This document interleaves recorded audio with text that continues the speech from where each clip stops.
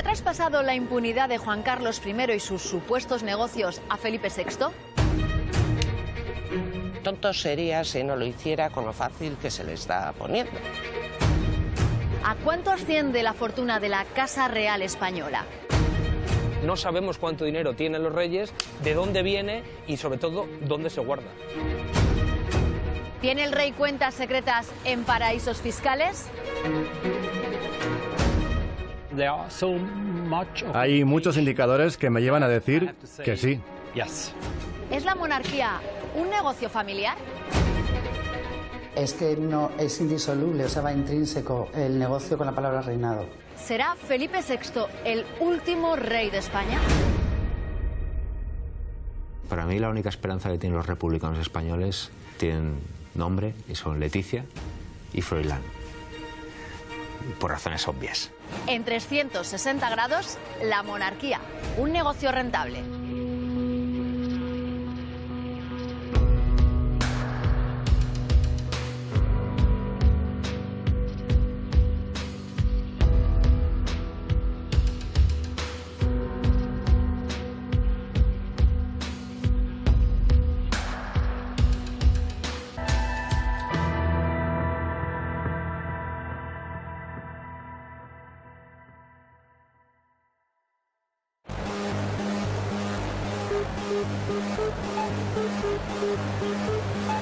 Varias informaciones relacionan al rey emérito Juan Carlos I con cuentas ocultas en bancos en Suiza. La única cuenta confirmada en este país es la herencia recibida de su padre, don Juan. Pero la cuenta Soleado y recientemente unas grabaciones comprometidas nos animan a investigar y a viajar a Suiza. ¿Tiene la monarquía cuentas ocultas? ¿Será posible encontrar algún rastro?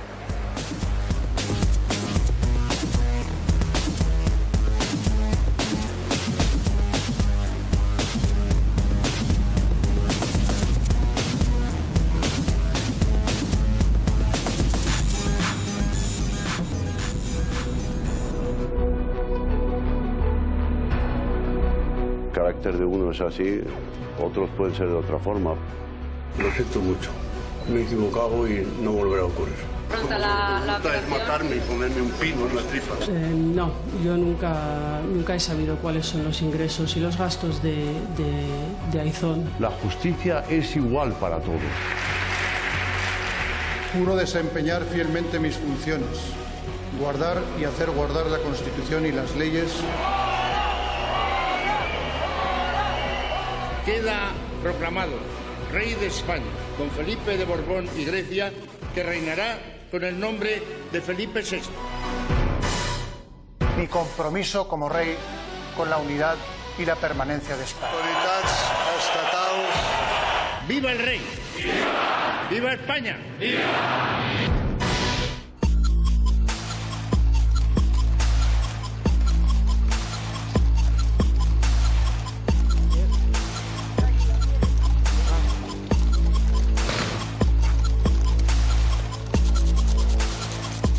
Es un secreto a voces imposible de concretar. La fortuna de Juan Carlos I es incalculable. Las únicas publicaciones conocidas datan de hace más de 15 años y hablan de más de 2.000 millones de euros. Un patrimonio que no se refleja en ninguna de las cuentas oficiales del Estado. No es fácil seguir el rastro de las cuentas reales. Tras la restauración de la monarquía, los cronistas apenas se atrevieron a publicar informaciones sobre el patrimonio del entonces rey Juan Carlos I. Solo unos pocos valientes bucearon en sus secretos y son precisamente a ellos a quienes recurrimos en nuestra investigación. Es el caso de la escritora Rebeca Quintans, quien se vio obligada a publicar su primer libro, Un rey golpe a golpe, bajo el seudónimo de Patricia Esberlo, por miedo a sufrir represalias. Nos citamos con ella en Madrid, junto al monumento en honor a don Juan de Borbón. ¿Y de dónde sale esa fortuna? Porque siempre se ha dicho que don Juan era pobre. Bueno, eso hay que entenderlo con matices, porque eran pobres que vivían en un palacio, aparte que Franco también les pagaba una especie de sueldo mensual para que pudiesen vivir con dignidad en el extranjero. ¿Cómo se hace esa fortuna? La fortuna de Juan Carlos proviene de sacar rentabilidad a todo lo que hace cuando está él a través de mordidas. cuando media en la firma de un contrato, por ejemplo, en el extranjero con estos empresarios, solo con estar presente ya exigía una comisión potente. Y luego, aparte, también tenía él sus propios negocios a través de socios, como fue en su momento Manolo Prado. Hay muchas cosas que están invertidas en inmobiliario. Por ejemplo, en la Operación Malaya salió una urbanización en República Dominicana que se llama Urbanización Rey Juan Carlos, porque ¿para qué vamos a escondernos si está fuera de España? Que es una urbanización de hiperlujo y que todo el mundo pues decía que era de quién era, ¿no? Del Rey Juan Carlos. Que tenemos la cuenta Soleado, que lleva casi 10 años en secreto sumarial y no se levanta porque si está con dinero que viene de durante el reinado, pues tampoco se puede saber, y entonces ¿para qué se va a levantar el secreto de sumario? ¿Cuál cree que es el origen de esa fortuna? Pues hombre, cuando tú ganas 200.000 euros brutos al año durante 40 años, es imposible hacer una fortuna de ese tipo. Ni siquiera aunque fueras el mejor inversor del mundo, es que no va. Lo del gran pelotazo es Kío, claramente. Es Kío, y además lo más vergonzoso. Años 90. Tras la invasión de Kuwait se descubre que del grupo Torras, filial de la Kuwait Investment Office, más conocida como Kío, habían desaparecido cerca de 55.000 millones de pesetas. El presidente de la filial, Javier de la Rosa, amigo íntimo de Juan Carlos de Borbón, fue acusado de quedarse con el dinero. El empresario declaró ante el juez que entregó a Manuel Prado y Colón de Carvajal, mano derecha del rey emérito, hasta 100 millones de dólares por los trabajos realizados en calidad de asesor. ¿Se quedó Juan Carlos I con parte de ese dinero? Este fondo de inversión, por decirlo así, pues manejaba muchísimo dinero. El representante de Kío en España era Javier de la Rosa, con quien Prado y Colón de Carvajal pues hizo buenos negocios hasta que le pide cuentas de qué ha pasado con este dineral, porque ahí daba unas pérdidas de 500.000 millones de dólares, para defenderse él de la acusación. Pues dice, no, yo este dinero yo no me lo he quedado, yo se lo he dado al rey. Los presupuestos generales del Estado asignan una partida a la Casa Real que se puede consultar en su web desde 2014. De ahí se conoce que el último año que Juan Carlos ejerció como monarca, su sueldo fue de 292.752 euros anuales. ¿Cómo es posible entonces que se le atribuya una fortuna de más de 2.000 millones de euros según publicaciones de hace más de 10 años? Empecemos por el principio. Los investigadores apuntan que Juan Carlos de Borbón accedió al trono con los bolsillos vacíos. Sus primeros ingresos extra datarían de 1962, cuando un grupo de empresarios realizó una donación de 200 millones de pesetas como regalo de boda. En 1977, el monarca solicitó por carta al Shah de Persia 10 millones de dólares para ayudar al gobierno de Suárez. De ese dinero nada se supo. Ese mismo año, su también amigo, el príncipe saudí Fahd Abdulaziz, le presta 100 millones de dólares más que, al parecer, nunca se devolvieron. A esto hay que sumar que el salario del monarca en 1979 fue de 10 millones de pesetas. Ese mismo año, asegura el economista Roberto Centeno, el rey comenzó a cobrar comisiones por su gestión durante la crisis del petróleo. Por cada petrolero se embolsó, según relata, cerca de 5 millones de dólares.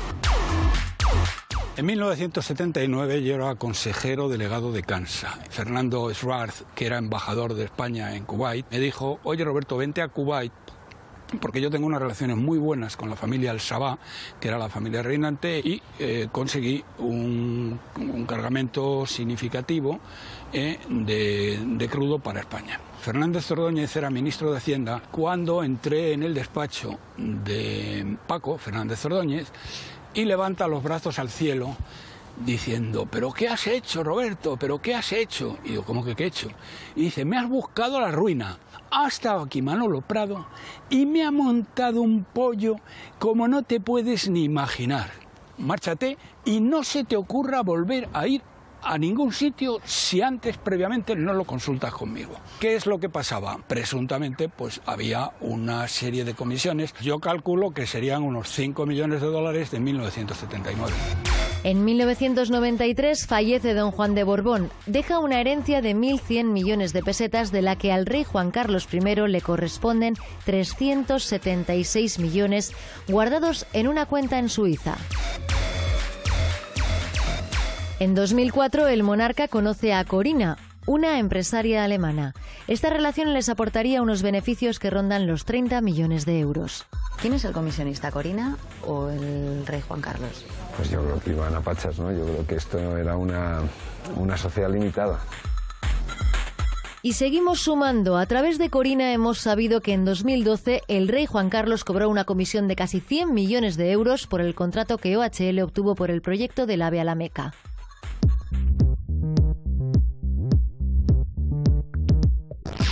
Pero no solo hay indicios de que el rey recibe dinero. La relación de la Casa Real Española con empresarios, banqueros o la realeza de Oriente ha sido enriquecida con numerosos regalos que incrementan la fortuna de los monarcas. Coches, motos, caballos, joyas, un sinfín de objetos valiosos sin contabilizar, que se suman a las ocasiones en las que los miembros de la realeza española habrían servido de sponsor a las grandes marcas. ¿Regalos a cambio de qué? En un momento determinado, tiempo de Felipe González, pues se pretende legislar, hacer una regla justamente para que no se pudiera recibir regalo. Y el rey se opone, dice, no, ni hablar, estoy aquí pringando todo el día para encima que me hagan algún obsequio, y no se hizo esa ley. Este hombre recibía unos coches maravillosos, pero de hecho todas las fábricas de coches, cuando lanzaba un nuevo modelo, le daban a él uno de los coches. Pero bueno, motos estupendas y todo tipo de regalos. Que te regalen un Ferrari, o que te regalen un caballo alazán maravilloso, o que te den un terreno en Marruecos, en la mejor playa, pues indudablemente eso. En primer lugar se tenía que conocer, tenía que haber una especie de notariado y un registro de todos los regalos de ese tipo, ¿no? Y en segundo lugar, ¿para qué te regalo eso? Para que tú me regales a su vez ¿qué? O sea, yo te doy y tú me das. Pero no solamente es esto, sino que realmente sponsorizaban cosas, le pagaban las marcas de las que él hacía propaganda utilizándola, ¿no? Salía con una camiseta o con un reloj no sé qué en las regatas, en las páginas de Lola. Eso no es gratis y eso también lo cobraba, también fue hombre anuncio. Hablemos de la fortuna del rey Felipe VI. El medio británico Express le atribuye en 2017 una fortuna cercana a los 17 millones de euros. Una cifra que llama la atención si tenemos en cuenta que la última asignación anual del monarca es de 242.769 euros. Las dudas son razonables. ¿Sigue el camino de su padre? Se ha publicado que la fortuna de Felipe VI ascendería a unos 17 millones de euros, la de la reina Leticia unos 8 millones. ¿Se ajusta a la asignación presupuestaria o puede haber sospechas sobre esas cifras? Si tienen eso, me parece muy poco, ¿eh? Porque ellos han recibido herencias de abuelitos millonarios que no tenían a quien dárselo y se la han dado. Es imposible que Leticia haya ahorrado 8 millones de euros. Imposible. Lo que no se sabe es cómo los pudo haber obtenido, porque no tiene oficialmente ninguna actividad que le pueda reportar beneficios, y Felipe tampoco. Es complicado que Felipe VI pueda llegar a tener una fortuna personal como la de su padre, pero una familiar ahí está, ¿no?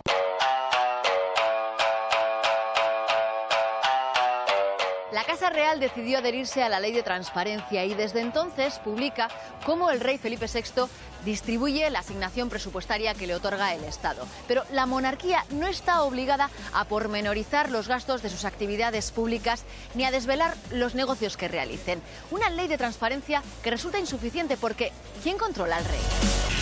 Yo creo que la actual ley de transparencia de la Casa Real no es suficiente. Sería mucho mejor la ley de transparencia que tiene la Casa Real británica, ¿no? Que sabemos lo que le pagan a un jardinero, lo que gasta la reina en sombreros o lo que gasta en peluquería, ¿no? Siempre que se habla de la Casa del Rey de dinero se hace una pequeña trampa. Se suele decir, no, si es la Casa del Rey más barata de toda Europa. Y se dice, no, un presupuesto en torno a 8 millones de euros. No es para tanto, hay otras donde hay más dinero. Pero claro, hay una trampa, porque diferentes ministerios, el de Asuntos Exteriores sobre todo, o el de Defensa, pagan una serie de gastos y de cuestiones, desde los viajes en avión hasta otra serie de cosas, que costean esos ministerios por otra vía que no es la del presupuesto directo. Por tanto, no sabemos hoy día cuánto dinero se gasta en la monarquía española. El periodista Alberto Lardiés habla de trampas y de partidas que no quedan registradas, y comprobamos que es imposible dar con ellas. La Casa del Rey incluye en su web un epígrafe en el que puede consultarse cómo distribuye la asignación anual de los presupuestos del Estado. Cogemos como ejemplo el ejercicio del año 2018. Vemos a cuánto asciende la partida y nos detenemos en la distribución de la asignación.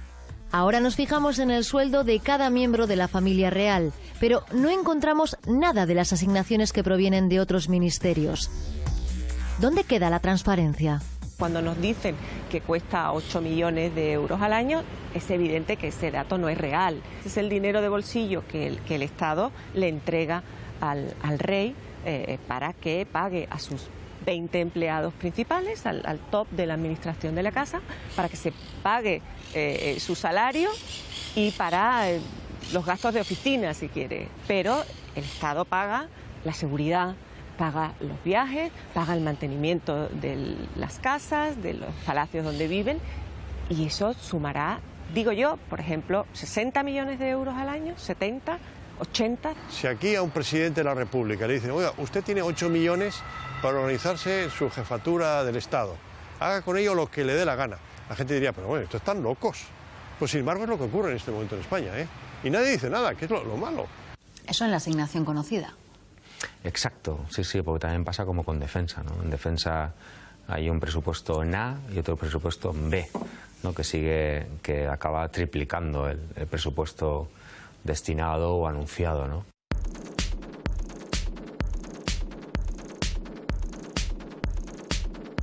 El rey emérito siempre ha mantenido muy buenas relaciones con los países del Golfo, entre ellos Arabia Saudí, unos contactos de los que también participaba su hijo Felipe VI y que sigue manteniendo. Pero ¿actuaba el ex jefe de Estado como comisionista en acuerdos empresariales? ¿Y el actual rey?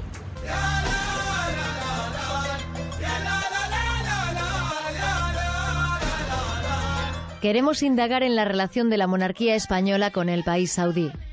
Una amistad que se remonta a los años 70 y que ha ido creciendo al mismo ritmo que se cerraban contratos y saltaban a la luz los negocios no tan legítimos del rey emérito.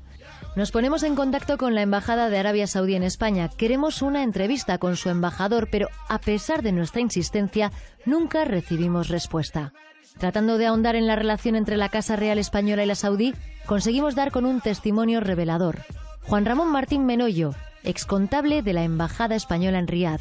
Es la primera vez que concede una entrevista sobre esta cuestión. 14 años has estado trabajando en la embajada y allí coincidió en numerosas ocasiones con el rey emérito Juan Carlos I y también con el actual, con Felipe VI. Sí, probablemente cada 2 años hacía una visita. En muchos casos tenía un carácter más privado y, por ejemplo, no lo veías en la prensa, ¿no? Y entonces podía tener que ver con algunos contratos que se estaban, digamos, cerrando y demás, ¿no? La cuestión es que a veces no quedaba muy claro si esa gestión la estaba haciendo como jefe del Estado o era una gestión privada, ¿no? Eso muestra también un poco la cercanía que hay entre las dos casas reales, ¿no?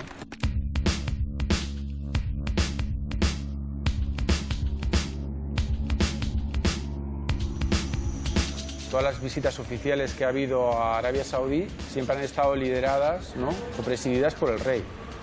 Pero no creo que haya habido ninguna visita en la que hayan estado ninguno de los presidentes, ¿no?, que hemos tenido hasta ahora.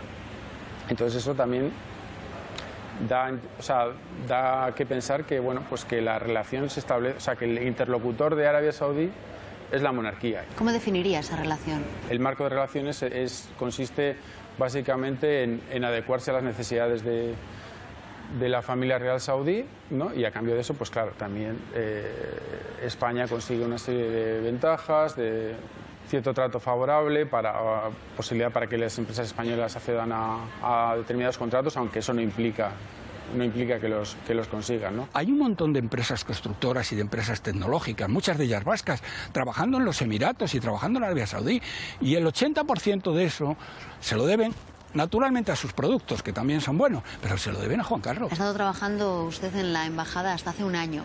Sí. Así ha coincidido también bajo el reinado de Felipe VI. Sí.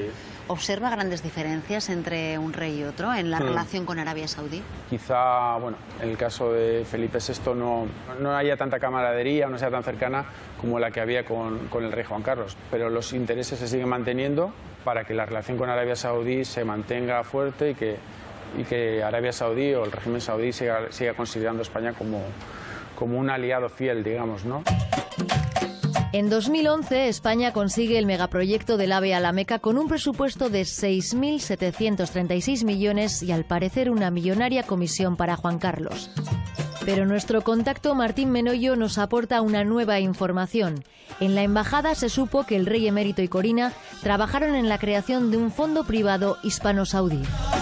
¿Ha cobrado el rey comisiones por estos negocios? Tener una evidencia documental clara sobre que sea indiscutible sobre esto yo creo que es prácticamente imposible, ¿no? Sí se puede hablar de que ha intervenido como conseguidor. A mí lo que me llama la atención es que a veces se comentaba que bueno, que si cobraba alguna comisión pero era decisivo para conseguir determinados contratos, pues bueno, o sea, que no lo veían tan mal. El tren de alta velocidad lo tienen por él, si no, no los hubiéramos tenido nunca. Dicen que si se ha llevado una comisión de 100 millones, bueno, él ya no es rey de España, o sea, tiene todo el derecho a llevarse esa comisión. Y si alguien piensa que llevarse una comisión de 100 millones de euros es una barbaridad, es que es un ignorante que no sabe cómo funcionan las cosas en este mundo. Un rey no puede ser comisionista. ¿Por qué? Bueno, fundamentalmente porque tiene una partida del Estado que le paga 8 millones a la Casa Real y él hace con esos 8 millones lo que crea conveniente. 8 millones es muchísimo dinero. Y encima tiene que ser comisionista, ¿pero para qué? ¿Para ser más rico del cementerio? Si queremos que vaya con los empresarios, entonces hay que aclarar muy bien las cuentas. Y a lo mejor hay que pagarle un poco más, pero que quede bien claro que no hay comisiones por trabajar.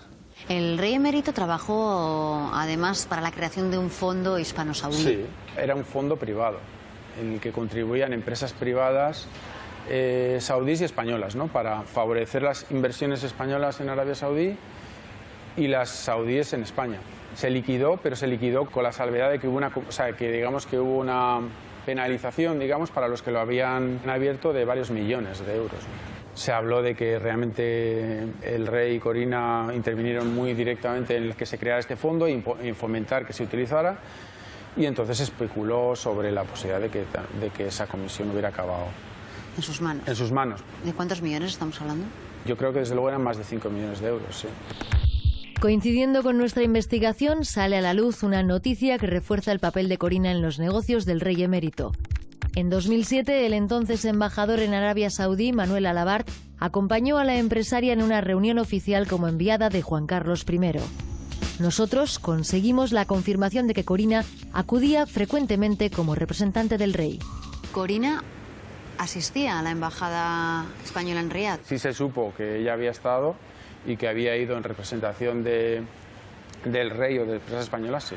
Ella se reunió sola, por ejemplo, con Walid bin Talal, el saudí más rico, seguro, y el quinto del mundo. Digamos que cuando se produjeron esos encuentros, se actuaba como representante del rey, ¿no? Del rey Juan Carlos, del actual rey emérito, ¿no? El tema de Corina lo llevé al Senado y entonces el ministro de Asuntos Exteriores, José Manuel García Margallo, en sede parlamentaria me dijo que yo poco menos que era un chalao, que era una persona que estaba levantando infundios, ¿no?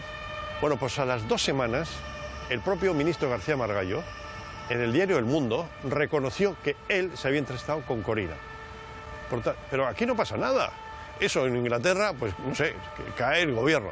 Ministros que se reunían con Corina. Resulta que el papel de la empresaria alemana no era para nada discreto. Iñaki Anasagasti va más allá y habla del trato preferencial que recibía la examiga del rey, incluso por parte de los socialistas.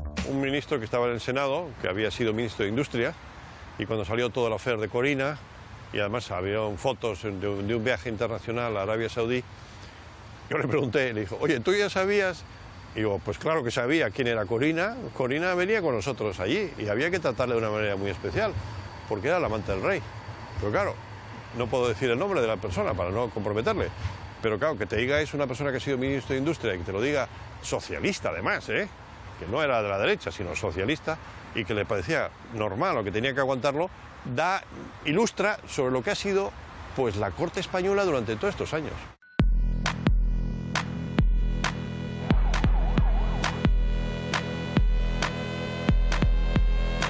¿Tiene amistades sospechosas el rey emérito Juan Carlos I?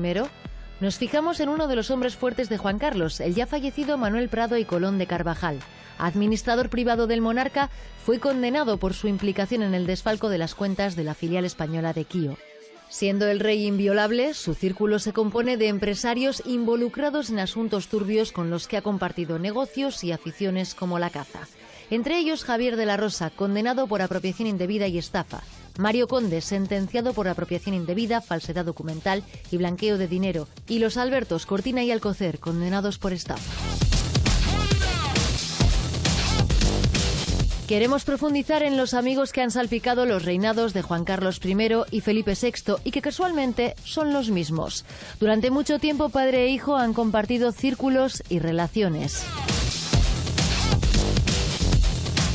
La periodista y escritora Ana Romero ha publicado varios libros en los que repasa la vida de ambos monarcas. ¿Por qué se heredan las amistades controvertidas?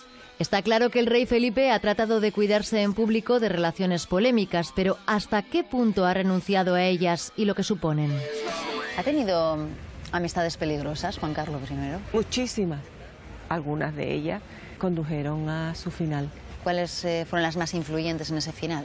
Bueno, la última la conocemos todos muy bien y es una mujer y se llama Corina Larsen, pero ha tenido amistades desde la década de los 90, como Mario Conde, como Javier de la Rosa, como Manuel Prado y Colón de Carvajal.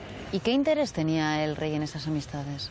Hasta el día de hoy es un hombre que disfruta enormemente de la vida y disfruta enormemente de los viajes y de las fiestas y de la vida misma, ¿no? Él se ha aproximado a muchísima gente que le ha dado alegría de vivir. Es un poco lo que ha ocurrido a lo largo de su vida, ¿no? Esa proximidad a millonarios, esa proximidad a gente que le ha proporcionado un estilo de vida inapropiado para un jefe del Estado. ¿Y Felipe VI tiene amistades peligrosas? Pienso que no. Es más, yo creo que incluso si a Felipe VI le gustara el estilo de vida que le gustaba a su padre, ya no podría permitírselo. La sociedad española no toleraría un comportamiento como el que tuvo Juan Carlos I. ¿Son también las amistades de Felipe VI peligrosas? Algunas sí. ¿Qué pasa, por ejemplo, con Borja Prado Ulate? Que seguramente tendrá sus cosillas, ¿no? Y todo saldrá. Fue exiliado porque como su padre estaba en la cárcel, pues no le querían cerca los López Madrid y los Villarmir y toda esa gente. Pues digamos que es el que viene más limpio, ¿no? Ahora, en estos momentos, ¿no? Del club. No me consta que ningún gran empresario de este país, o mediano, o medio pensionista, se haya lucrado de la amistad de don Juan Carlos, con la única excepción de Prado, que era su valet de chambre, que es distinto, que hacía un trabajo. Una de las familias compartidas entre padre e hijo es la del empresario Juan Miguel Villarmir. El presidente de OHL ha sido imputado en el caso Púnica, que investiga la trama de corrupción madrileña de adjudicación de contratos públicos a cambio de comisiones. Por la misma trama ha sido imputado su yerno, Javier López Madrid, también conocido como el amigo compillogui de la reina Leticia. Está implicado además en el caso Lezo, el uso de las tarjetas Black, y ha sido acusado de acoso, amenazas y coacciones. La relación de Felipe VI con López Madrid se mantiene. ¿Hasta dónde es peligrosa? El rey Felipe no puede volver a fotografiarse con Javier López Madrid, presumiblemente el resto de su vida. Cuida mucho que esos amigos turbios que tiene o ha tenido no aparezcan cerca de él en lugares públicos, etcétera. En eso la zarzuela, la que hace el rey, ya se ocupa de que la cosa quede un poco escondida. Pero claro, una persona de la que eres amiga desde hace mucho tiempo, que tiene un problema con la justicia, ¿vas a dejar de serlo? El yerno de Villarmir es amigo de Felipe VI, pero es porque se conocen a través del padre, son las amistades del padre en realidad. Cuando Felipe VI le ha cortado la cabeza a Javier López Madrid, porque está imputado en todos los procedimientos del mundo habidos y por haber, ¿quién se pone como guardia de corps de Felipe VI? Borja Prado Ulate. ¿Quién es hijo? De Manuel Prado y Colón de Carvajal, el amigo del padre testaferro que pagó con cárcel proteger a Juan Carlos. Los amigos heredan. Los amigos de Felipe VI son muy reducidos y vienen de ahí. Beben de la misma fuente. El compillo es la anécdota que nos llega a todos. Pero ya aparece una conversación en la que se nota que el rey está a Felipe VI a por uvas completamente, en la que él le pregunta a Felipe VI, Javier López Madrid, ¿cuándo va a estar en Madrid y tal? Nos tenemos que reunir con los de Arabia Saudí, entonces ¿cuándo va a estar también tu padre en Madrid para montar la reunión por lo de la beca? Ah, vale, pues ya te diré cuándo estaré. Entonces, claro, en realidad Javier López Madrid está utilizando la agenda de Felipe VI para cerrar negocios con Juan Carlos sobre el AVE a la Meca con los sauditas. Hay un intento de mezclar a Felipe VI con los negocios de Juan Carlos. Totalmente. ¿Hay cosas contra Felipe VI? Sí, las que guardan sus amigos. ¿Quién puede acabar con la monarquía? Sus amigos, que son los que tienen cosas. Pero los escándalos de la Casa Real van sumando. Este verano el periódico OK Diario publicó unas grabaciones a Corina durante un encuentro que mantuvo en 2015 con el excomisario José Manuel Villarejo y Juan Villalonga. En ellas acusaba a Juan Carlos de tener cuentas en Suiza y de cobrar comisiones por hacer de intermediario entre empresarios españoles y árabes. Informaciones que se traducen en posibles delitos. Esas grabaciones son determinantes para responsabilizar al rey emérito en delitos. Pero desde luego en cualquier país civilizado y en España, si nos ocurría a cualquiera de nosotros, darían lugar a una investigación de oficio por parte de la Fiscalía, una investigación de oficio por parte de la Agencia Tributaria e inevitablemente pues nos obligaría a estar muchos meses imputado, investigado. Insisto, estas son pruebas determinantes. Yo no veo a nadie, salvo que sea masoquista, contando algo que a la vez le autoinculpa, como es el caso de Corina, porque Corina dice que hacían negocios, que cobraban comisiones, que había cuentas en Suiza, y ella está reconociendo implícitamente que estaba en todo ello, la célebre Casa de Marruecos. Por tanto, yo no conozco a nadie, salvo que sea el genio tonto, que se autoinculpe para culpar a otro. Pero lo del caso de Corina, a mí, yo no sabía cómo se había hecho este blanqueo. O sea, sabía que él había acumulado mucho dinero, difícil de explicar el origen, pero no cómo lo estaba blanqueando. Las declaraciones de Corina pues me dan una pista de que Corina contribuyó a ese blanqueo de dinero, como declaraba al comisario Villarejo. La propia Corina decía que el rey Juan Carlos no tenía noción de lo que era legal o de lo que era ilegal. Y una persona que está en la jefatura del Estado no sabiendo lo que es legal y lo que es ilegal, lógicamente cae en la corrupción. La pista de las cuentas ocultas del rey emérito apunta a Suiza. No solo porque Corina afirma que tiene cuentas suizas a nombre de su primo. La Casa Real tuvo que reconocer que don Juan de Borbón dejó la herencia a sus hijos depositada en el país helvético. Hubo un momento en el que la Casa Real reconoce que existe una cuenta en Suiza. Exacto. El padre muere en 1993 y en 1995 se cierra esa cuenta, se acaba la relación del rey Juan Carlos con ese banco en Suiza o con cualquier banco en Suiza. El resto es rumorología. Eso está constatado y hasta la Casa Real lo admitió, cuando admitió que sí que había cobrado Juan Carlos una parte de esa herencia de don Juan, que estaba en una cuenta suiza, y la cobró en otra cuenta suiza y de ahí se lo llevó, no se sabe a dónde, ¿no? Yo no creo que esa cuenta siga existiendo porque la habrán cerrado, pero eso no significa que no se pueda abrir otra y además más blindada y mucho mejor protegida, ¿no? Es imposible probar si Juan Carlos tiene cuentas en Suiza, pero Corina dice que sí, y muchos indicios apuntan a que sí. El principal indicio es que ahora Pedro Sánchez, como presidente del gobierno, no ha querido publicar la lista de nombres de las personas que se acogieron a la amnistía fiscal, pese a que Pedro Sánchez prometía que lo iba a hacer, en gran medida porque se cree que puede ser que el rey Juan Carlos sea uno de los que se acogió a la amnistía fiscal. ¿A qué nos puede llevar la pista de Suiza? Si investiga en Suiza a fondo, pues puede caer hasta el maestro Romero.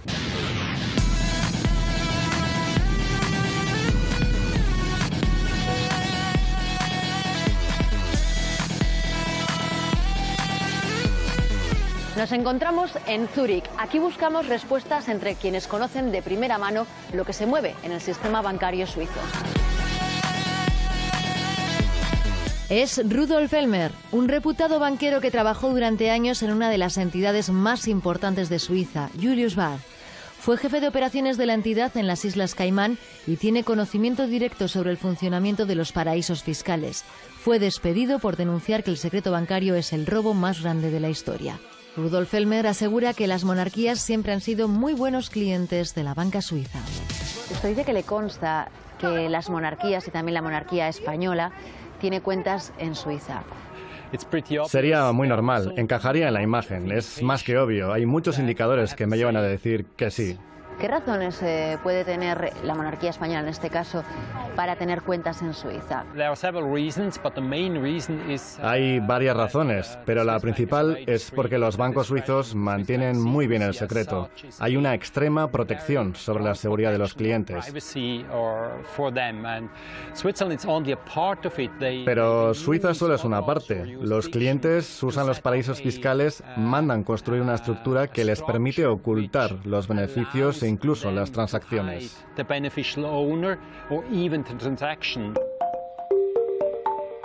En las grabaciones de Corina surgen de forma recurrente los nombres de Dante Canónica y Arturo Fasana, a los que la amiga del rey señala como los testaferros de la fortuna del monarca en Suiza. Pero ¿quiénes son? Dante Canónica es un abogado suizo muy reputado, con importantes clientes internacionales, entre los que destacan Mohamed Al-Fayed, Alicia Koplovich o los Albertos Cortina y Alcocer. La relación de Canónica con los paraísos fiscales se puede constatar comprobando los registros internacionales de empresas, donde figura en más de 130 sociedades offshore como director, presidente o secretario. El abogado suizo está al frente de su propio bufete, pero con anterioridad trabajó para el financiero Arturo Fasana, a quien vimos declarando en el juicio del caso Gürtel, acusado de ayudar a Correa a ocultar dinero. ¿Usted conoce al abogado Dante Canónica y al banquero Fasana? ¿Qué puede contarnos sobre ellos?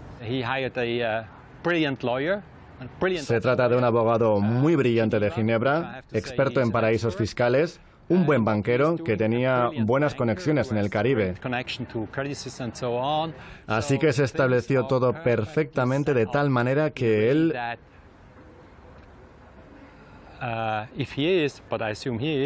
fuera el beneficiario de toda la estructura. ¿Cree que hay indicios para pensar que el actual rey Felipe VI también pueda tener cuentas aquí en Suiza? Sería una excepción.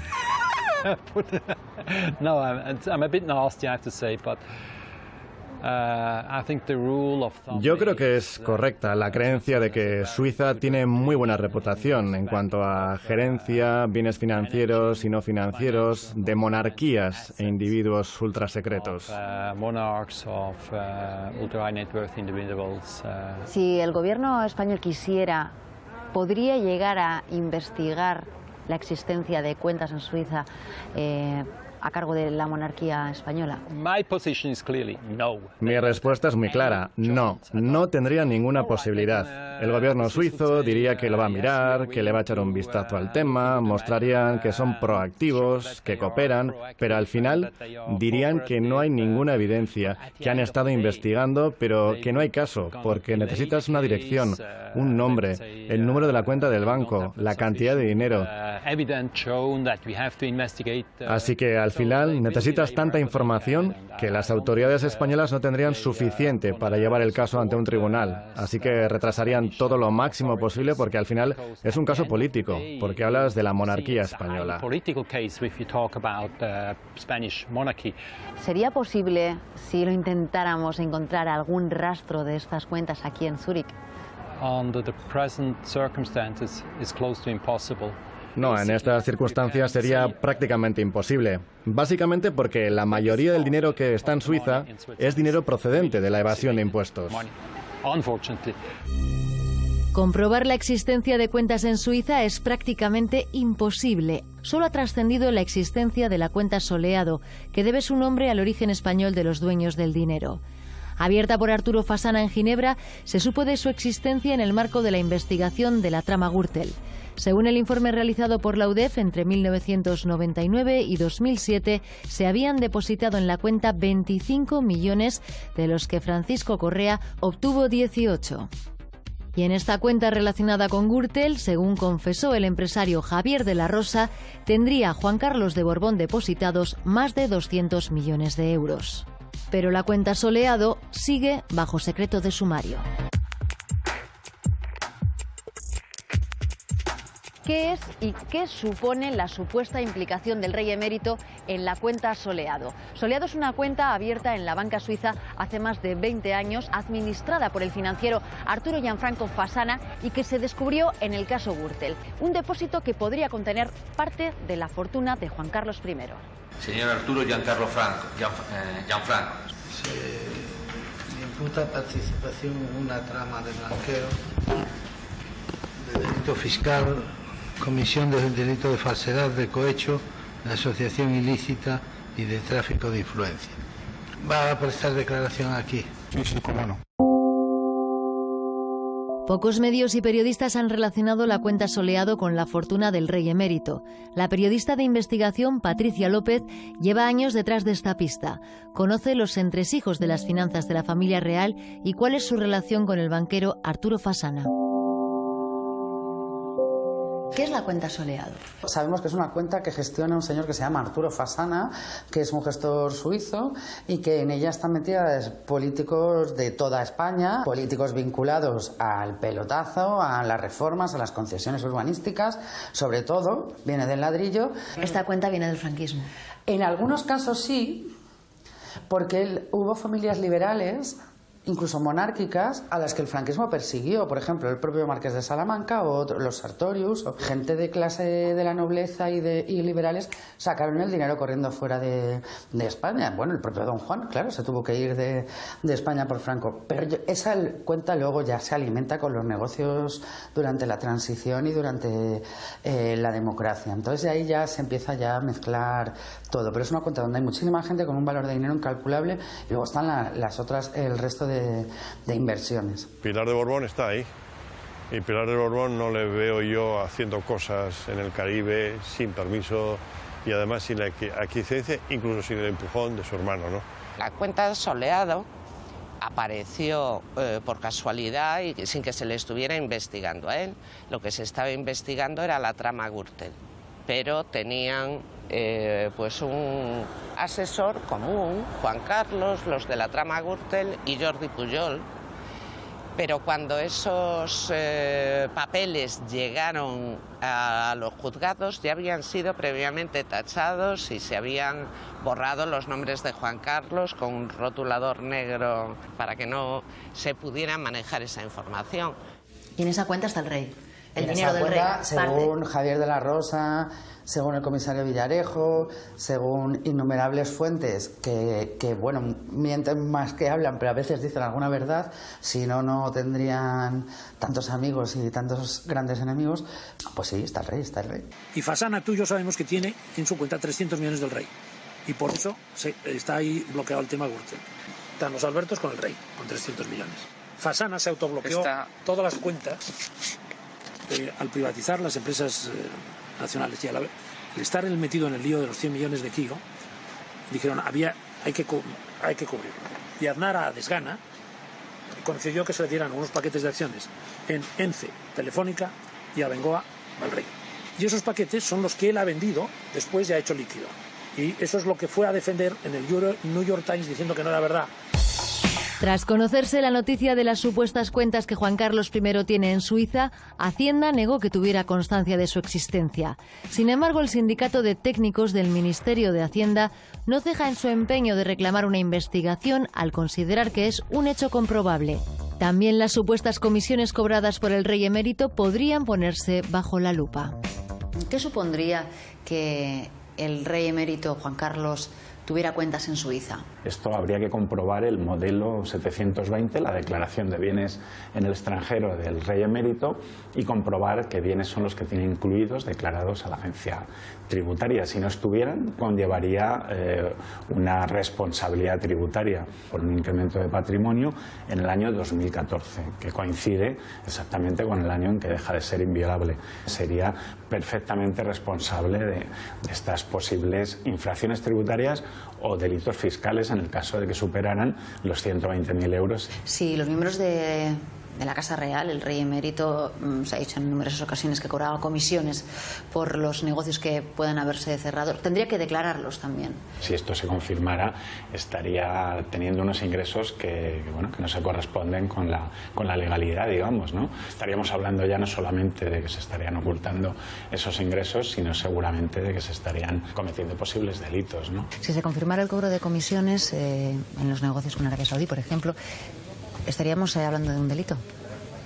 Si tú cobras una comisión por llevar a empresas españolas a un supercontrato en Arabia Saudí, pues evidentemente estamos hablando de un delito muy gordo, porque el rey no puede cobrar comisiones por hacer eso. Primera infracción al Código Penal, y en segundo lugar porque ese dinero presuntamente no habría venido a España. Estaríamos hablando de un delito fiscal. Ahí habría bastante Código Penal. Hay entonces que fiscalizarles, pero vamos, hasta la médula, como a nadie. No estas cosas de que porque tenemos no sé cuántos ceros Hacienda delante del DNI, pues Hacienda no salta y no nos mira la declaración. No, al revés. Y hacerlas públicas, enteras, las declaraciones de Hacienda de la Casa Real.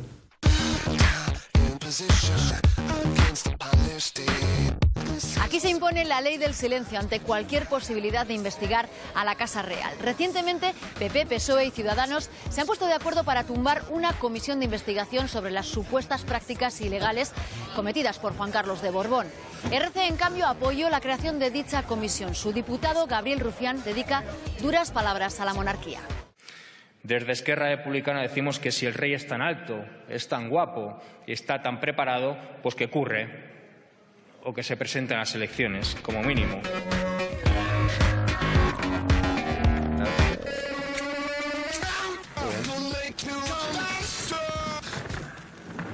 Usted ha calificado a la monarquía de estafa. Pasan cosas en este país que costarán mucho de explicar de aquí a 40 años. Igual que nos cuesta mucho entender según qué cosas, ¿no?, que pasaron hace 40 años. Y la monarquía es una de ellas. Y sí, me parece que si no se vota, pues es una estafa. Si revisamos sus declaraciones o su Twitter, podemos encontrar, bueno, pues palabras muy críticas con el actual rey. ¿Alguna vez ha recibido un toque o una advertencia o ha sentido que estaba pisando un terreno? Si la pregunta es si alguien me ha llamado No, nadie me ha llamado. Sí que es cierto que notas, ¿no?, muchísimo nerviosismo cuando haces según qué intervención, y aquello fue como un gran escándalo, y aquella misma semana pues la verdad es que sí que es cierto que se aumentaron las amenazas en redes sociales. ¿Qué le parece que el rey acompañe a misiones de empresarios al extranjero para cerrar negocios? Pues propio de un comisionista, propio de un intermediario, ni más ni menos. De hecho, seguramente sea el adjetivo más suave que tenga Juan Carlos I, el de comisionista. ¿Comisionista? ¿Es la monarquía la institución más blindada? Hubo una vez que presentamos de forma simbólica 1000 preguntas, 1000, destinadas a esclarecer un poco, pues bueno, diferentes cuestiones en torno a la corona, y las 1000 preguntas fueron censuradas. Siempre que tú preguntas en torno a la corona, PP, PSOE y Ciudadanos se ponen de acuerdo para vetarlo. Es responsabilidad de los legítimos poderes del Estado asegurar el orden constitucional y el normal funcionamiento de las instituciones, la vigencia del Estado de Derecho y el autogobierno de Cataluña, basado en la Constitución y en su Estatuto de Autonomía. 3 de octubre de 2017, una fecha que ha marcado el incipiente reinado de Felipe VI. En el punto de máxima tensión con Cataluña, el monarca pronunciaba un discurso de mano dura ante el referéndum independentista. El jefe del Estado opta por abandonar el papel de árbitro y moderador que le corresponde. Con este mensaje pasa a posicionarse políticamente, dividiendo a la opinión pública entre quienes lo ven como un signo de fortaleza y quienes lo vivieron como una muestra de la debilidad del rey. Hombre, yo creo que pasa a la historia para mal su discurso, o el discurso absolutamente miserable del 3 de octubre, en el que amenazó, incluso tuteló los palos, ¿no?, que hubo el 1 de octubre, los porrazos. Lo que en su primer momento parecía que era un discurso histórico a la altura del de Juan Carlos en el 23F, puede acabar con el tiempo convirtiéndose en un problema para Felipe VI. Yo creo que aquel día perdió absolutamente Cataluña, o el pueblo de Cataluña. El poco apego que pudo tener, en ese momento lo perdió.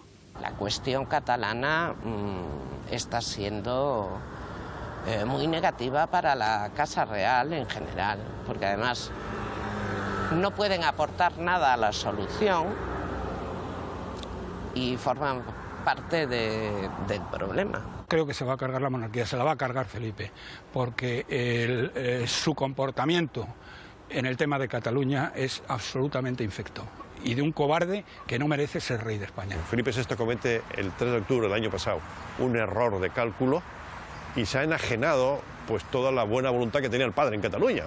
Y además un dato yo creo que es importante. Hubo un gran médico catalán llamado Josep Trueta, que era una eminencia, un republicano, que le dijo a Juan Carlos, cuando Juan Carlos le pidió consejo, le dijo, deme usted un consejo para hacerme grato a Cataluña. Y le dijo el médico Trueta, si tiene usted un hijo, no le llame Felipe, porque aquí en Cataluña el recuerdo que tenemos de Felipe V con los decretos de nueva planta que esquilmó Cataluña fue terrible. Por tanto, Felipe es un mal nombre para su hijo. Pues le llamó Felipe, para que veáis un poco la sensibilidad que existe en la Casa de Borbón con los temas catalanes. El actual monarca Felipe VI no solo ha sido blindado políticamente, sino que es inviolable, según recoge la Constitución. Esto quiere decir que en ningún caso se le puede procesar.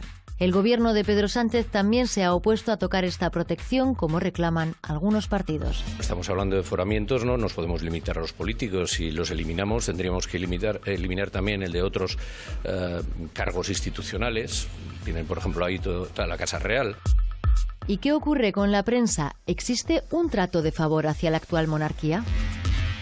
La connivencia entre los grandes medios de comunicación y la corona ha existido, existe y creo que lamentablemente existirá. A mí, por ejemplo, cuando publicamos las cintas de Corina, fui a televisiones donde me dijeron que no podía tocar la figura de Felipe VI, aunque sí podía echar toda la, mierda sobre Juan Carlos I. Los medios de comunicación no están protegiendo para nada a Felipe VI, le están atacando de una manera muy civilina y algunos partidos políticos que se jactan además de decir en público varias veces viva el rey. En concreto, esos son los que más están atacando a la Casa Real. Juro desempeñar fielmente mis funciones, guardar y hacer guardar la Constitución y las leyes y respetar los derechos de los ciudadanos y de las comunidades autónomas. El 19 de junio de 2014, Felipe VI asumió su reinado amparado en los mismos privilegios que su padre. Cabe preguntarse si tras la misma pantalla se mantienen los hábitos y si será capaz de mantener los apoyos que sustentan la monarquía. Una institución que en su punto más débil puede aproximar el final de los Borbones en España. ¿Podríamos decir de tal palo tal astilla? Hasta que no le vea él metido en el fregado con las manos de decir, oye Javier, ¿y lo que me tenías que pagar qué? Pues le voy a dar un margen de confianza. También me llamó la atención que cuando fue a su proclamación en las Cortes, en el Congreso de los Diputados, fuera en el Rolls Royce de Franco y vestido de militar. Es decir, en una ceremonia civil, en un lugar como el legislativo, que este señor vaya vestido de militar, eso significa que, bueno, pues ¿qué?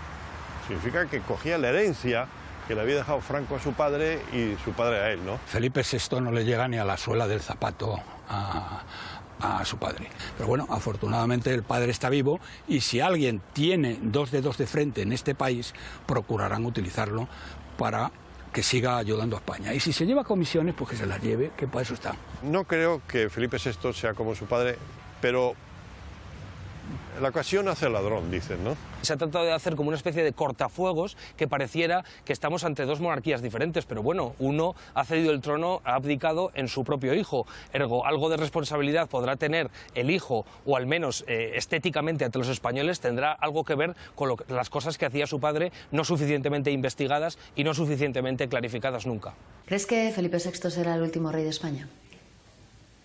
Por lo menos lo siguiente será una reina. Tarde o temprano creo, por suerte, que los españoles tendrán que decidir con su voto sobre la monarquía española. Felipe no la va a poder salvar y además la primera crisis importante que tenga va a peligrar el suelo bajo sus pies. Para mí la única esperanza que tienen los republicanos españoles tienen nombre y son Leticia y Froilán. Por razones obvias, que todo el mundo puede llegar a entender.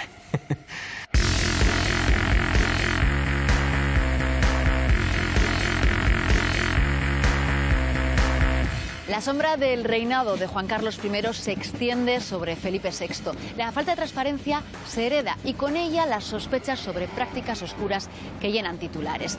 Pero seguramente la continuidad de la monarquía dependerá de que siga siendo un negocio rentable para los poderes.